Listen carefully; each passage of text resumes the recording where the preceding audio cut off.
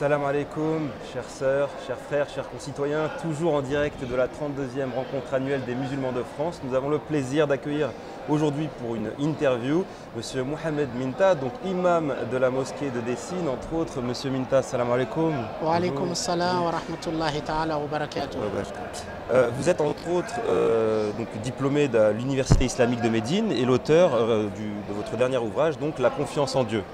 Vous êtes intervenu aujourd'hui et le thème de votre interview est nourrir son cœur de l'amour du prophète. Alors, parlons d'amour. Oui.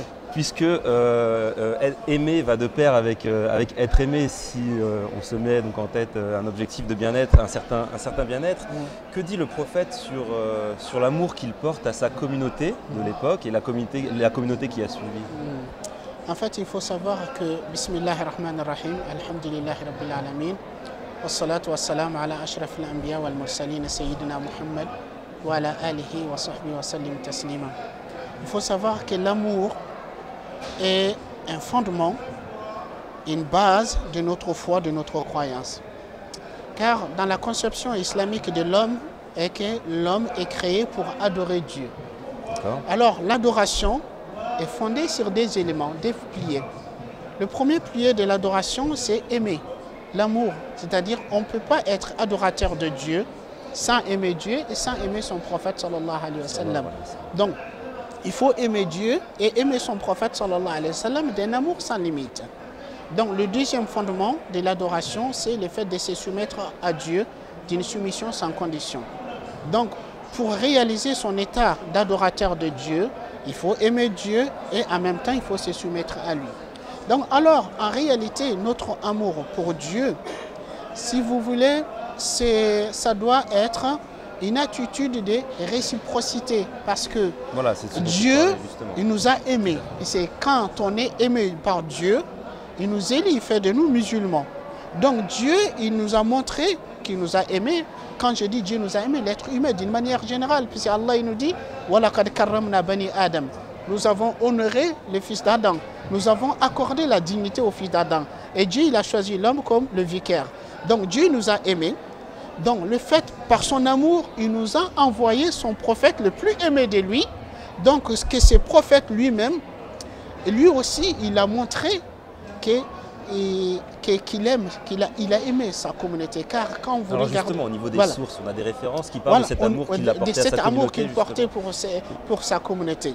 Par exemple, dans un hadith, le prophète sallallahu alayhi wa sallam dit « Combien j'ai hâte de voir mes frères ?» Et ses compagnons disent « Ô messager d'Allah, sommes-nous pas tes frères ?»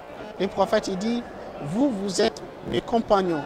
Mes frères sont des gens qui viendront plus tard, qui ne m'ont pas vu. » Mais que l'un d'entre eux aimerait pour me rencontrer, pour me voir, il aimerait donner tous ses biens, toute sa famille et tous ses proches pour pouvoir me voir. Donc, mais le prophète sallallahu alayhi wa sallam, ce qui est plus important, lui il dit j'ai hâte, j'ai le désir ardent de voir mes frères.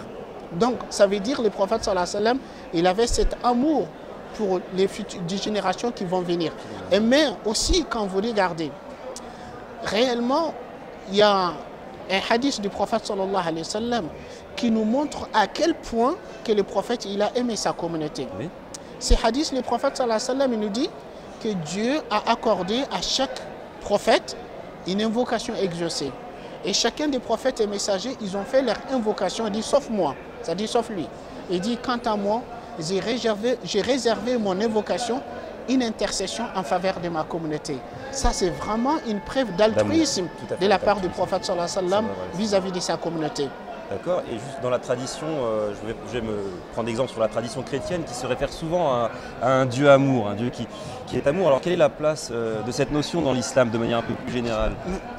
La notion de l'amour vraiment dans l'islam, vraiment, elle est primordiale, elle est essentielle. Voilà. Au-delà même du rapport entre éventuellement le croyant et son Dieu ou le croyant et le prophète. Tout à fait. Puis c'est vraiment, quand vous regardez, vraiment, en islam, tout est basé sur l'amour. Moi, quand je dis sur l'amour, puis c'est très souvent beaucoup de gens qui comprennent mal, qui pensent que, en fait, un croyant, il faut faire l'effort pour se faire, aimer de Dieu. Donc, en fait, alors que non, en réalité, ce n'est pas dans ce sens. En fait, quand on est aimé de Dieu, il fait qu'il soit aimé de nous. C'est quand Dieu nous aime, il met son amour dans notre cœur. Parce que nous ne maîtrisons pas notre cœur. Notre cœur, c'est Allah qui le maîtrise. Donc, pour avoir l'amour d'Allah dans son cœur, il faut que Allah mette son amour dans ton cœur.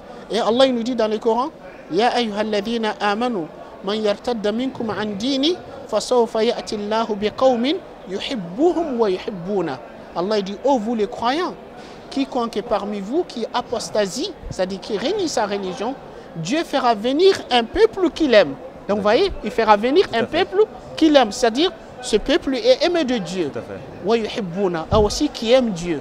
Donc, mais on voit, Allah il met son amour avant leur amour envers lui. Alors, justement, comment intégrer cette notion d'un côté un peu plus pragmatique, c'est-à-dire qu'au quotidien, parce qu'on le voit là, souvent les débats qui se réfèrent notamment à l'islam, à notre religion, ont attrait à du quotidien.